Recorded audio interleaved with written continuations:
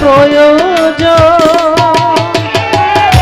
চারি তোমার ভালোবাসা বুঝবে, ও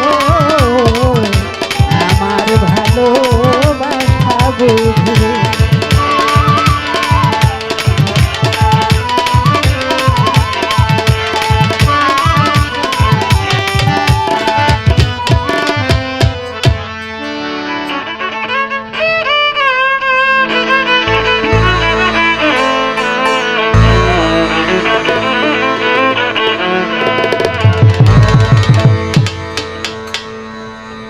পোলাও খাইতে গেলে একটু সালাদের দরকার হয় না, এলো সালাদ দিলাম আর কি। তবে আজকে আমার এই যে সাইদুর ভাই, উনি কিন্তু অনেক বড় একজন ওস্তাদ। আপনাদের এই নেত্রকোনার একজন শিল্পী ছিল আনোয়ারা বেগম, ওনার ভাই সম্পর্কে অনেক বছর ধরে মিরপুর থাকে, অনেক ভালো ওস্তাদ, হারমোনিয়াম বাজায়। আজকে নিয়ে আসছে, অনেক রিকোয়েস্ট করে বললাম যে ভাই আপনার এলাকায় গান কলাও বেশ হইব, রততে হইব, বুঝলেন নাই?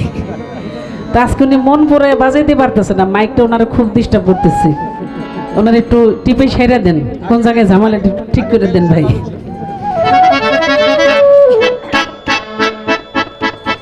তো আমার হবিল সরকার আমারে খুব ধরার চেষ্টা করতেছে, ওই যে আমার মামুনিও কয়, খালাও কয়, আংটিও কয়, আবার মাপও ঠিক রাখে। কয় ৩১৩ জন নবীকে আমার নবীরে লইয়া, যদি নবী ভিতরে থাকে তাইলে কোনো কথা নাই, যদি বাইরে থাকে তাইলে কথা আছে। ওই বেটা, ওই নবুতের পালাকার আমার নাকি ওর? আপনারা কি কোন? নবুতের পালা কি হবিল সরকারের না? তো বাইরে থাকলেও তোমার, ভিতরে থাকলেও তোমার, তোমারটা তুমি করবে, আমারে কাউকে কথা ঠিক নেই। এই বেটা কোনো সারাসারি নাই কিন্তু, মা কর খালা কর, কথা ঠিক কিনা? খেলার মাঠে কোনো সারাসারি নাই, কথা ঠিক না বাবা? মনে করেন অনেক বছর বাপে খেলছে, বাপে যদি খেলার মাঠে নাই, মা মনে মনে কয় অনেক বছর খেলছে, অনেক নাম করছে, অনেক মেডেল পাইছি, পুরস্কার পাইছি, এই শেষ বয়সে একটা গোল খাইলাম, পোলায় আমার দিয়ে নাম করুক, এটা মনে মনে চিন্তা করলে কি তার খেলোয়াড়ের জায়গায় সে ঠিক থাকবে? আর পোলায় যদি কয় বাপে মরে যাবো গা, একটা গোল আমারে দিয়ে যাক, আজকে আমি হাইরেই যাই, তাহলে কি তার খেলোয়াড়ের জায়গায় সে ঠিক থাকবে? তার নীতিতে কি সে ঠিক থাকবে? থাকবে না। তাহলে খেলার মাঠে কোনো সারাসারি নাই। হ্যাঁ, কি কইছি বুঝা দেখো। আচ্ছা, গেল সেই কথা। এবার প্রশ্ন করেছে যে গাদিরে খোমে নবীজি মাওলা আলীকে মাওলায়ে দান করলো, যে আমি যার মাওলা, আমার নবী বলেছিলেন যে আমি মোহাম্মদ যার মাওলা, আজ থেকে আলীও তার মাওলা। মুরব্বী নাকি পথ প্রদর্শক। তো বিষয় হলো যে বেলায়েত দান করলো কবে, এই তার একটি প্রশ্ন। আমি ইনশাল্লাহ জবাব দিব, তবে এর আগে আমার একটি গান করতে হবে বাবা। বিষয় হলো কি, আপনাদের এলাকায় অনেক ওলি আল্লাহর মাঝার আছে, কিন্তু গুরুবাদের কথা এবং গুরু ধর্মকে, গুরুকে নিয়ে, গুরুর মধ্যে যে সে পরম গুরু লুকায়িত, সেই পরম ঈশ্বরকে খোঁজার, তাকে নিয়ে ভাবনা, তাকে নিয়ে চিন্তা করার যে সময়, আমরা দুনিয়াবী মানুষ শুধু দুনিয়ার চিন্তায় মত্ত থাকি, মুর্শিদের খোঁজ খবর আমরা কেউ রাখি না, নিতে চাই না। কিন্তু একটা জিনিস ভাবতে হবে, এই দুনিয়াটা হলো নশ্বর জগৎ, আর একটা অবিনশ্বর জগৎ আছে যেখানে আমরা অনন্তকাল থাকবো। দুনিয়াটা হলো আখিরাতের বাজার, অল্প সময়ের জন্য আমরা আসছি, আমাদের আমল আবাদত কর্ম দিয়ে আমাদের আখিরাতে অনেক বছর বাঁচতে হবে, থাকতে হবে। সেই বিষয়ে আমাদের এখান থেকে সদাইপাতি করে নিয়ে যেতে হবে। তাই সেই কর্মটা করতে হবে একজন মুর্শিদের শরণাপন্ন হয়ে, সঙ্গ করে, একজন এই বেলায়েতধারী একজন মানুষের সঙ্গ যদি করেন, একটা বাস্তবিক বিষয় বোঝাই। আপনারা তো ইহা বিশ্বাস করেন যে আল্লাহর ওলিদের দরবারে আল্লাহর খাস রহমত বর্ষণ হয়, এটা বিশ্বাস করেন তো? আচ্ছা, শরীয়ত মোতাবেক যখন এই বিদ্যুতের লাইন ছিল না, এই যে বাড়িতে বাড়িতে অনেক মাওলানা এই আলেম গো দাওয়াত করে যে ঘর দিলে, নতুন ঘর দিলে যে মিলাদ পড়াইতো না, তো মাওলানা আইছে, বড় মাওলানা হুজুর একজন আইছে, লগে আবার দোহারি নিয়েছে, আসে না যে ছোট হুজুর বড় হুজুর, তো বাতাস তো বড় হুজুরের গায়ে দিছে, তো পাশে যে ছোট হুজুর আছিল ওনার গায়ে কি বাতাস লাগে নাই? লাগছে নাকি লাগে নাই? যদি লাগা থাকে, আমি এই কথাটাই কারণে বললাম, আল্লাহর ওলি আল্লাহ যারা ডাইরেক্ট আল্লাহর সাথে তাদের সংযোগ আছে, কানেকশন আছে, তাদের নেট তৈরি করছে ইবাদতের মাধ্যমে। তো যখন নাকি আল্লাহর সেই আরশ মহল্লা থেকে সরাসরি ওলির দরবারে আল্লাহর রহমত বর্ষিত হয়, ওই ওলির দরবারে যে হাজির থাকে রহমত শুধু ওলি পায় না, যে হাজির থাকে সেও পায়। কথা ঠিক কিনা? এজন্য বেশি বেশি ওলি আল্লাহর দরবারে যাবেন, তাহলে আল্লাহর রহমত প্রাপ্ত হবেন, রহমত থেকে বঞ্চিত হবেন না। শোনেন, যদি মানুষ হইতে চান তাহলে একজন ভালো মানুষের সঙ্গ করবেন। যদি বড় ডাক্তার হইতে চান তাহলে ডাক্তারের কাছে গিয়া সে কেমনি প্রেসক্রিপশন লেখে, কোন রোগের কোন ওষুধ দেয় এটা শিখবেন। যদি ভালো বয় হইতে চান তাহলে হবিল সরকারের কাছে যাইবেন, যদি ভালো ঢুলি হইতে চান তাহলে ঢুলির কাছে যাইবেন। কথা ঠিক কিনা? হ্যাঁ, তাহলে স্কুল কলেজ যেখানেই বলেন না কেন, মানুষ হওয়ার কিন্তু কোনো কলেজ নেই, আছে? মানুষ হওয়ার কলেজ হলো মুর্শিদ, ওলি আল্লাহ। ওলি আল্লাহর দরবারে গেলে, ওলি আল্লাহর পায়রিবি করলেই আপনি একজন সঠিক মানুষ হতে পারবেন। কখনো বিপদে পড়ে দেখছেন? হ্যাঁ হ্যাঁ, ভালো চোর যে তারও কিন্তু ভালো ওস্তাদ আছে, ভালো চোরের সঙ্গ করলে সে ভালো চোর হইতে পারবো, এই আর কি বিষয়। তো যাই হোক, আমার খাজা বাবার কাছে একটু কথা বলি। হ্যাঁ, শেফালি সরকার তো 30 বছর ধরে পালা গান করি। একজন কইতেছে, আপনি কি হে আগের শেফালি নাকি নতুনটা? আমি কেন ভাই? আপনারা দেখে তো মনে হয় না, মনে করছিলাম এই যে এখানে আসছিল কি জানি ওনার নাম শফি ভাই। শফি ভাই বলতেছে, আপনারা দেখে তো মনে হয়েছে এটা কোন শেফালি? শেফালি সরকার হলে তারও বুড়ো হওয়ার কথা, আপনি তো ওরকম বুড়ো হন নাই। আসলে কি কম ভাই, মুর্শিদের দয়া যার প্রতি থাকে, বয়সটা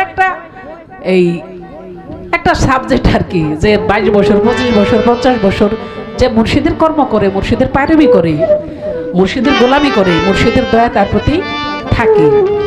তো যাই হোক, তো 30 বছর ধরে পালা গান করে অনেক কিছু শিখেছি, অনেক শেখার বাকি আছে। তো তার মধ্যে যতটুকু শিখেছি ইচ্ছে করে যখন বাউল গানের মঞ্চে যাই দু একটি কথা বলি, তা আপনারা পরিবেশ দিলে কিন্তু বলতে পারি। তো খাজা বাবার দরবারে একজন ভক্ত গেল, সে হইল আপনার কাজ করে কিসে, ওই যে বড় বড় যে স্টিমার থাকে, এই স্টিমারে হলো চাকরি করে সে। তো ছুটিতে গেছে 2 মাসের, গিয়ে তার মার সেবা করতেছে, বাবার সেবা করতেছে। এখন মায় কয়, বাবা বয়স তো বেশি নাই, তো তোমাকে একটা অনুরোধ করি, আমার বয়স হয়ে গেছে, আমি তো খাজা বাবার দরবারে সে আজমিরে এত দূরে যাইতে পারবো না, তাই তুমি খাজা বাবার কাছে মুরিদ হইও, তুমি খাজা বাবার হাতে হাত রাখলে ওই হাত যদি আমার হাতে মিশাও তাহলে আমার শান্তি লাগবো, যদি বুকে বুক মিশাও, বুকটা যদি আমার বুকের সাথে মিশাও আমার ভালো লাগবো। মায়ের আদেশ পাইয়া ওই ভক্ত চলে গেছে খাজা বাবার দরবারে, গিয়ে বলে, হুজুর আমার মা আপনার কাছে পাঠাইছে মুরিদ হওয়ার জন্য, আমি আসছি, আমাকে মুরিদ করেন। তো ছুটিতে আসছি, আমার 1 মাস পার হয়ে গেছে, এখন আপনার সাথে দেখা করে তারপর আমি বাড়িতে যাব, বিয়ে করব, বউ নিয়ে আমি আমার আবার চাকরিস্থলে, যেখানে আমার কর্মস্থল, সেখানে আমি চলে যাব। তো খাজা বাবাকে, বাবা মাত্র আসলা, 2 দিন হইল, মুরিদ হইলা, এখনই চলে যাইতে চাও? তো মুরিদ করছে। মুরিদ করার পরে আমার খাজা বাবা তাকে বললেন যে, তোমাকে তো কিছু দিতে পারলাম না, তবে তুমি যদি কখনো কোনোদিন বিপদে পড়ো তাহলে আমার চেহারাটা স্মরণ করো, আমার চেহারাটা তোমার ধ্যানে রেখো, আমাকে একটু স্মরণ করো। ভক্ত সেই কথা শুনে আসলো বাড়িতে চলিয়া, আয়শা মাকে বলল, মা গো আমি আসছি মুরিদ হইয়া। বলে, বাবা তাড়াতাড়ি আমার বুকের সাথে, তুই কি বুকের সাথে বুক মিশাইছস? বলে, হ্যাঁ। মাকে, ওই ভক্ত তার মাকে সে জড়িয়ে ধরলো, আমার খাজা বাবার বুকের সাথে ভক্ত বুক মিশাইছে, হাতের সাথে হাত মিশাইছে, মা তার ছেলের সাথে ঠিক ওরকম করলো। বললো, বাবা আমার বুকটা শান্তি হয়ে গেছে, যাই হোক আমার কথা মানছে, আমি খুব খুশি, এখন বিয়ে করতে হবে। বউ দেখলো, বিয়ে করাইলো, বিয়ের পরে বউ নিয়ে যখন সেই স্টিমারে চলে গেল, সে তো সারেং, এবার যখন সে স্টিমার চালাইতেছে, হঠাৎ করে চলতে চলতে চলতে চলতে যখন একেবারে মধ্য, মাইক কেমন করেন কেন ভাই, ঠিক করেন, সামনে একটা শব্দ হইতেছে, যখন মধ্য গাঙ্গে চলে গেল, নদীর মধ্যে চলে গেল, হঠাৎ করে সেই মধ্য নদী থেকে এমন এক ঝড়, এই ঝড়ে সে বুঝতে পারতেছে না স্টিমারটা কি ডাইনে চালাবে না বামে চালাবে, সে অস্থির হয়ে গেছে। তার স্ত্রী বলে, তুমি এরকম করতেছো কেন? তুমি এটাকে একটা দিকে থামাও, এই ঝড়ের মোকাবেলা আমরা মরে যাব। ওই মুহূর্তে সে তার বউকে এমন একটা ধাক্কা দিয়ে ফেলছে, তার যে স্ত্রী তার এটা মাথায় নাই। হঠাৎ করে সে ধ্যান করে দয়াল খাজা মঈনুদ্দিন আমাকে রক্ষা করে বলে একটা চিৎকার দিল। অমনি হঠাৎ করে ঝড়টা থেমে গিয়ে তার সেই স্টিমারটা এক জায়গায় সে থামাইলো। বউ তখন রাগ করে বলে, স্বামী, প্রথম আপনার সাথে সম্পর্ক, এই 2 দিনের সম্পর্কে আপনি আমার সাথে এরকম খারাপ ব্যবহার করলেন। আপনি ঝড়ের মোকাবেলায় আপনাকে ঠান্ডা থাকতে বলছি, স্থির থাকতে বলছি, আপনি আমাকে ধাক্কা দিয়ে ফেলে দিলেন। তখন শারীন বলল, বোরে আমি তো আসলে ওরকম একটা অবস্থায় ছিলাম, আমি তোমার সাথে শান্ত মস্তিষ্কে কথা বলো সে অবস্থায় ছিলাম না। এই বিপদ দেখে আমার খাজা বাবার কথা মনে পড়ে গিয়েছিল, তখন আমি খাজা বাবাকেই দেখতেছিলাম, খাজা বাবার রূপটাকে ধ্যান করতেছিলাম, আর খাজা বাবাকে ডাকতেছিলাম যেন দয়াল খাজা সশরীরে এসে আমাকে বিপদ থেকে উদ্ধার করে। সত্যি আমার দয়াল খাজা আমার সাথে এসে এই কঠিন বিপদ থেকে আমাকে রক্ষা করেছে। আমি তখন মুর্শিদ ধ্যানে ছিলাম, তাই তোমার শব্দটা আমার কাছে বিরক্তি লাগছে, এই জন্য তোমাকে সরিয়ে দিয়েছি। তাই বলি কি, সত্যিকার অর্থে কেউ যদি গুরুকর্ম করে, মুর্শিদকে সেবা করে, মুর্শিদের কর্ম করে, মুর্শিদ বর্জন ধরে থাকে, ওই ভক্ত কোনোদিন বিপদে পড়ে থাকে না। অবশ্যই অবশ্যই মুর্শিদ তার সহায় হয়, দয়াল তার সহায় হয়, তাকে বিপদ থেকে রক্ষা করে। আর ওই পর্যায়ে আমার একটি গান চলে আসছে। ধন্যবাদ সবাই।